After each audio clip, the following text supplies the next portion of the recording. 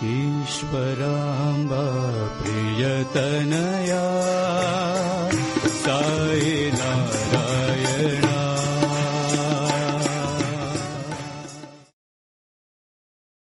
A significant incident happened during Easwaramma's pregnancy. There used to be a well in the midst of 4 houses from which people used to draw water with the help of a small bucket for their daily requirements. One day, Easwaramma was fetching water from that well. Suddenly, there was a flash of brilliant light in the sky. The wind blew and a cluster of divine light entered into the womb of Easwaramma. Subbamma, who just came out of her house, also witnessed that scene. She told Easwaramma, "I saw a brilliant light entering your womb." I have not revealed this fact to anybody so far. I am revealing this truth for the first time, so that people may realize how great and immaculate is the nature of the avatar. On the eve of Swami's birth, Pedda Venkamaraju was walking in front of the house of Subbamma.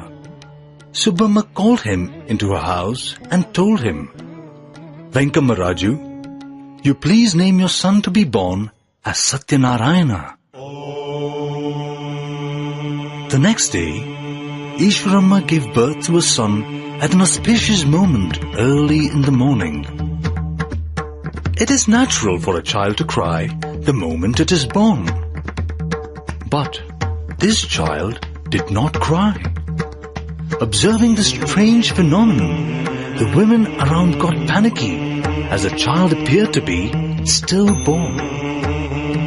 Easwaramma too, on hearing these words, was very much afraid.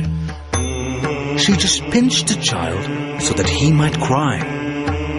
But the child delighted the people around with an enchanting smile. What a great surprise! A newborn child, not even an hour old, was displaying an enchanting smile.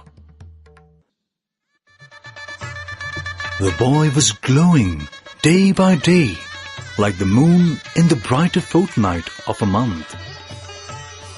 However, his behavior used to be rather strange. He was not talking to anybody. He was Mitabhashi, one of few words, and Mita-ahari, moderate in the intake of food. The mother Easwaramma was surprised at his strange behavior. Children usually clamor for eatables. Whenever they come across an eatable, they stretch their hands.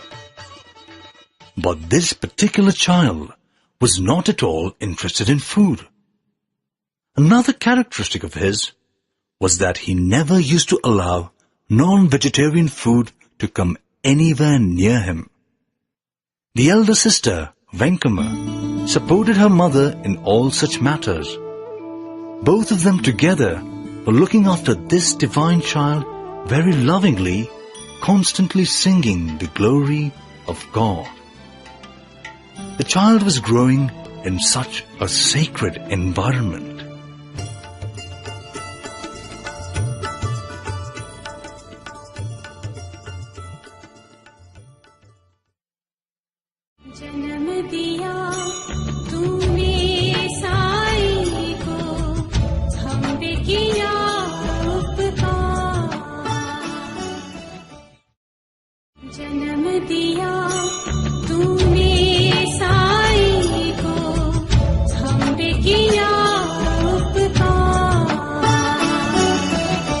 Easwaramma came to me with great tension and anxiety and requested, "You promise me that you will reside here only." Then I gave a promise to her that I would never leave Puttaparthi under any circumstances. I also told her, "I will stay here only. I will just visit my devotees and come back." Later on, a mandir was built here for which Easwaramma alone was responsible.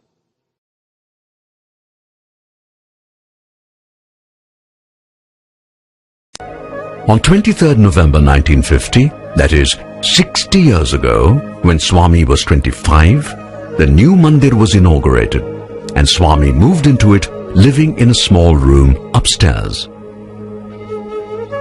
Thus began a totally new era in which the new mandir, named Prashanti Nilayam, or the abode of peace, underwent successive transformations over the years to present the wonderful appearance it has today, even as Swami's glory also grew exactly as he had forecast way back in May 1947. The story goes that when Swami took Mother Easwaramma to show the new mandir as it was in its final stages, Mother shook her head and asked, "Why do you need such a big hall? Do you think you would ever get enough devotees to fill this entire hall?" Swami smiled and simply led Mother to the door. Standing there, he pointed to the far distance where the Gopuram now stands and said, "You would live to see the day when there are crowds at least up to that, and indeed even more." We do not know whether Mother Easwaramma was convinced at that point of time, but we do know that she did live to see Swami's glory becoming global, even as memories of the Patha Mandiram became amazing living memories for the blessed few who were fortunate to be a part of that era. Priyatanaya Sai Narayana. Easwaramma belonged to a very poor family. Behind the success of every great man, there is his mother. The noble mothers of this country, with their devotion and surrender, with their daily worship and prayers, have been molding the personality of their children so that they blossomed into great men and women.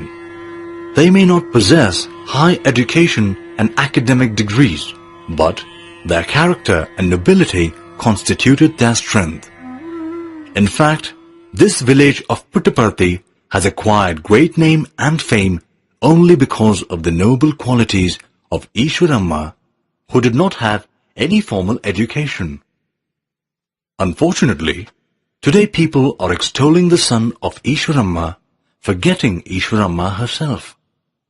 From where did this great avatar come without Easwaramma? Therefore, one should appreciate the role of the mother and protect the honor and glory of the mother. One should respect one's mother. The glory of Sri Sathya Sai has spread everywhere in this way. Shri Puttaparthi నేరుడు కాపాడుని మిమ్మనప్పుడు కరుణాకరుడు చేపట్టి మిమ్ము ప్రోతును ఏ బట్టను మరవకుండా ఎరుగుము బాబా. The compassionate Lord of Puttaparthi will never give you up. He will take care of you, catching hold of your hand. He will take care of you every moment. ఈ విధంగా ఎన్నో కీర్తన పంచింది. In fact, many things had happened. ప్రేమ స్వరూపులారా, embodiments of love. మీరు నిజంగా అందరూ కూడా చాలా పుణ్యాత్ములు. You are really lucky and fortunate. మీరు చాలా అదృష్టవంతులు. You are lucky, meritorious. స్వామితో ఆడటం, పాడటం, కూర్చోవటం, నేర్చడం అన్ని కూడా మీరు గడుపుకుంటూ వచ్చారు. In fact, you are spending time in the company of Bhagavan, talking, conversing, touching, laughing, smiling. మీతో సాయి, సాయితో మీరు. You are with Sai and Sai is with you.